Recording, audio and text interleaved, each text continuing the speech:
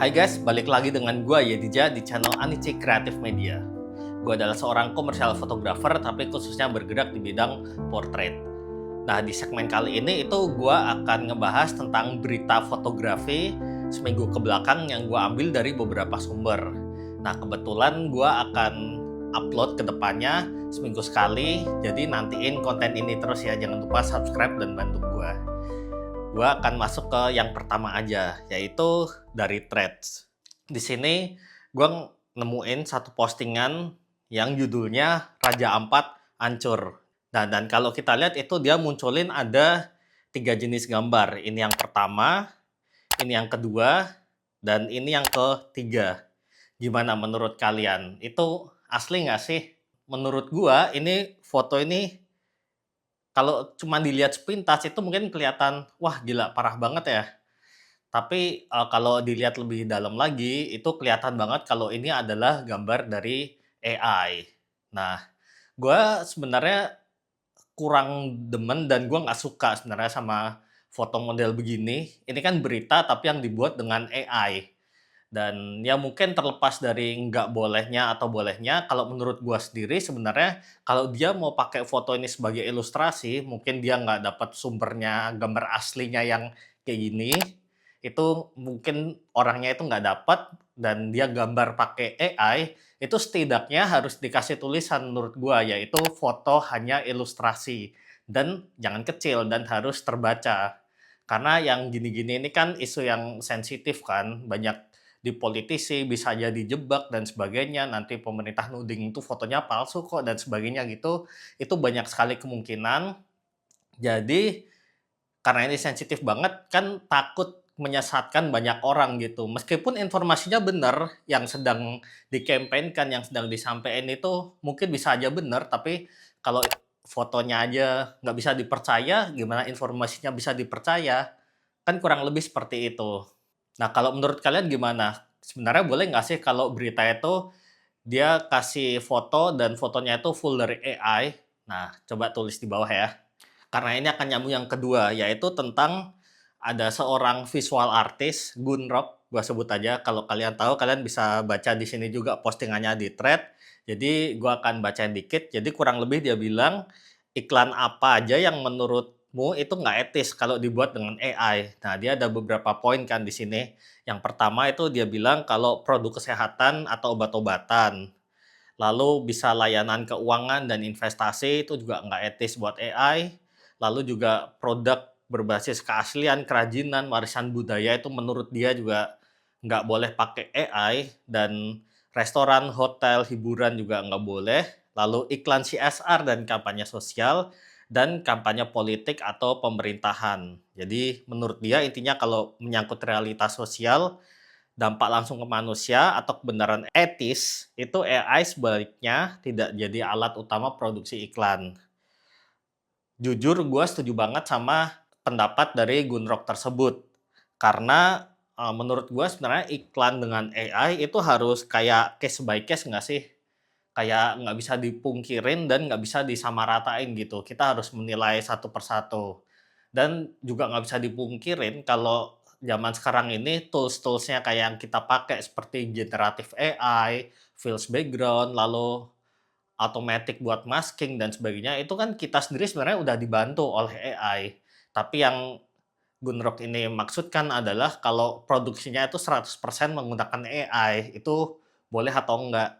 Tapi menurut gua gempuran AI itu nggak akan bisa dibendung sih. Jadi pasti makin ada aja yang bikin iklan atau bikin campaign dan sebagainya itu pakai full AI. Nah, gue itu kemarin juga sempat bikin status. Jadi di story gue bilang kalau kita ngelihat AI zaman sekarang itu udah sophisticated banget kan. Ada Veo 3, Dremina, Midjourney, DALL-E, dan banyak lagi. Nah, itu menurut gua sendiri cake-nya dari foto atau video komersil itu pasti akan berkurang jauh dan drastis gitu. Jadi pemainnya banyak tapi demand-nya makin dikit karena digantiin oleh banyak sekali nanti ada AI artis masuk, lalu aplikasi AI yang gampang dipakai sama orang biasa aja bisa make gitu dan sebagainya.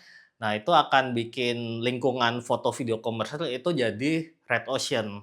ya ujung-ujungnya sama yang terjadi seperti fotografi di wedding mungkin menurut gua. Jadi, karena demand-nya dikit, supply-nya banyak, ya harganya turun seperti itu. Jadi kalian harus siap-siap juga, karena menurut gua juga kalau kalian sebagai visual artist, baik itu foto atau video, bikin foto yang bagus itu cuman bare minimum banget sih. Lalu yang ketiga, ini ada pertanyaan yang mungkin sebenarnya dari dulu itu banyak banget dan ya ini mungkin cuman kayak ngeledek-ledekin aja gitu. Jadi kurang lebih ada yang tanya kayak gini nih, kapan ya ada lensa 10 sampai 1500 mm f0,95 konstan makro no distortion anti CA dalam satu lensa.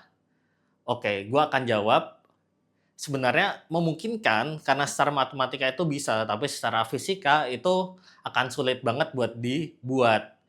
Dan sebenarnya ada lensa yang kurang lebih seperti ini. Kalian bisa lihat ini adalah lensa broadcast. Kalau mungkin kalian yang nggak di bidang broadcast, kalian baru pertama kali ngelihat lensa jenis ini. Ini itu adalah lensa yang sering dipakai di konser-konser besar. Kalau kalian lihat mungkin di FOH di belakang itu bisa zoom sampai mukanya banget seperti itu, dan lensanya gede-gede panjang-panjang, itu pakai lensa broadcast ini. Dan harganya nggak usah ditanya, ini ratusan juta sampai miliar. Emang kalian bisa atau kalian mampu gitu beli lensa sampai miliar-miliaran? Oke, let's say kalian mampu. Kalian kuat nggak ngangkatnya? Itu lensa beratnya aja udah 23 kilo loh, lensanya doang. Dan gua ada sedikit ilustrasi nih, lucu-lucuan aja.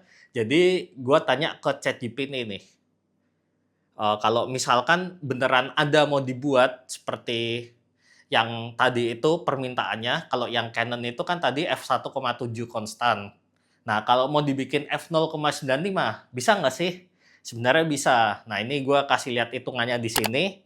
Ini kalian mungkin bisa pause buat kalian mau baca kalau kalian nerd gitu.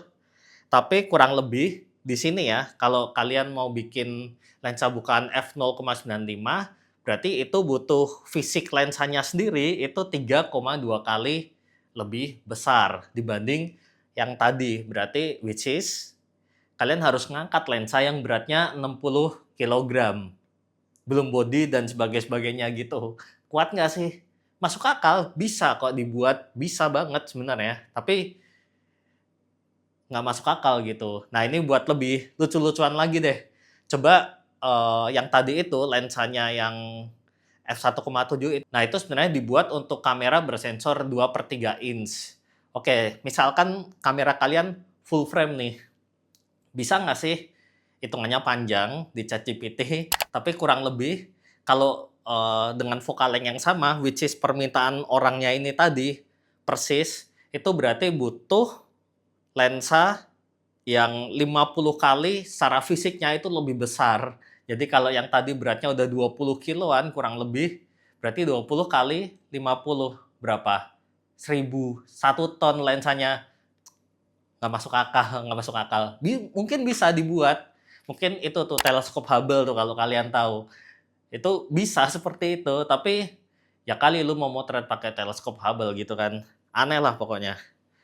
Oke, jadi kita langsung masuk aja ke yang keempat. Ini ada orang yang ngomong juga di threads, yaitu dia bilang seperti ini nih.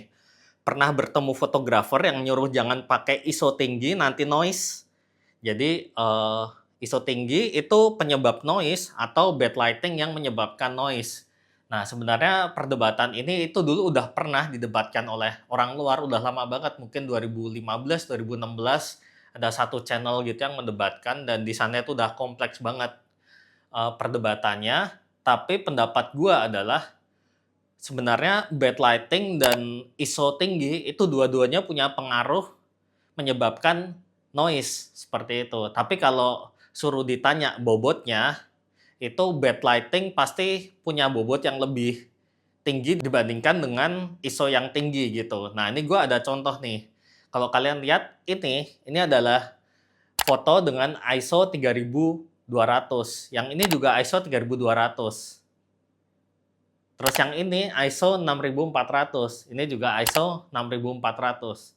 Gimana? Kalian bisa lihat nggak perbedaannya? Nah, sebenarnya kalau kita mau detailin lebih dalam lagi, ini akan jadi panjang banget.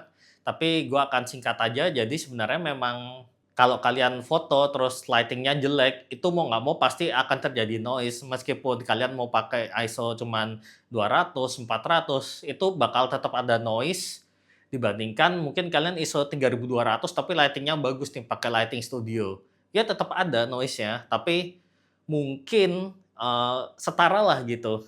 ISO 400, lighting jelek sama dengan noise-nya ISO 3200 lighting bagus, ya mungkin kurang lebih perbandingannya seperti itu. Gimana? Atau kalian ada pendapat lain? Coba kalian tulis di komentar ya. Lalu yang kelima, nah ini kemarin gue udah bikin sebenarnya shortnya, yaitu foto yang lagi rame minggu-minggu belakangan ini, yaitu dari account Gaijin Tokyo. Jadi dia itu fotografer street bisa dibilang, street candid gitu yang dia content creator sebenarnya, tapi dia bikin foto sering candid-candidin orang, lalu kasih fotonya ke orang tersebut seperti itu kan. Kalian tahu konten-konten seperti itu kan sebenarnya banyak. Tapi kurang lebih di konten yang ini itu dia tuh lagi candid peristiwa pre-wedding yang which is di situ juga ada fotografernya, ada MUA atau stylistnya juga di sana. Dan ya ini mungkin kesalahan besar dia adalah dia ngasih lihat kalau dia ilangin fotografer dan MUA-nya itu pakai generative fills gitu. Padahal menurut gua kalau dia foto cuman BTS saja lalu di-print itu sebenarnya nggak masalah.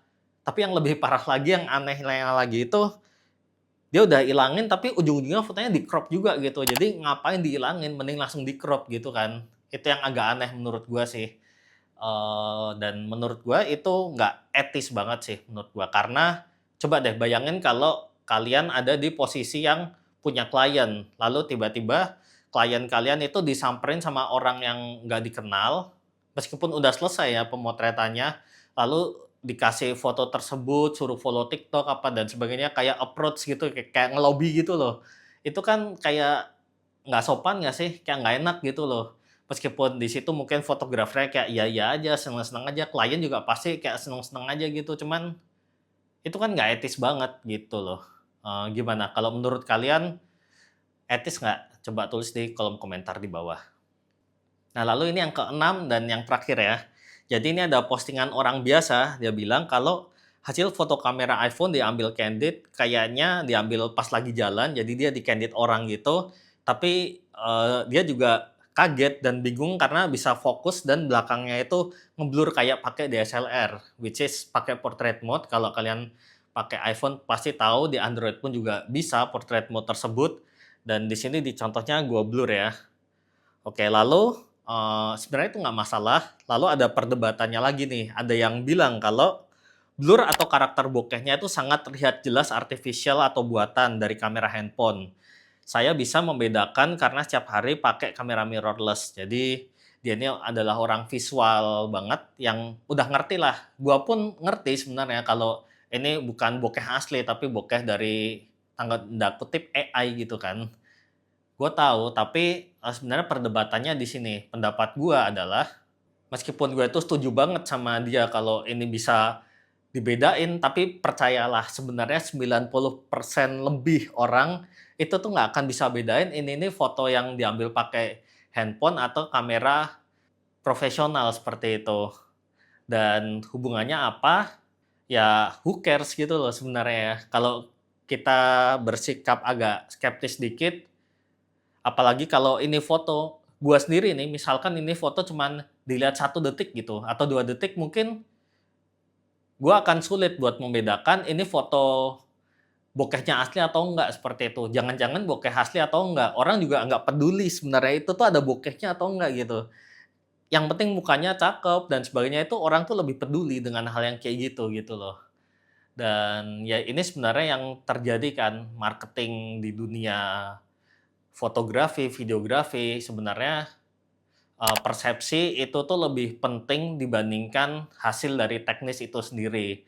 Dan ya yang bisa ngebedain kan orang-orang teknis doang. Tapi kalau orang-orang biasa kayak 90% lebih orang tadi itu nggak akan bisa bedain dan nggak peduli juga sebenarnya. Jadi kayak gimana ya di dunia sekarang tuh konten itu lebih penting dibanding konteksnya atau teknisnya itu sendiri.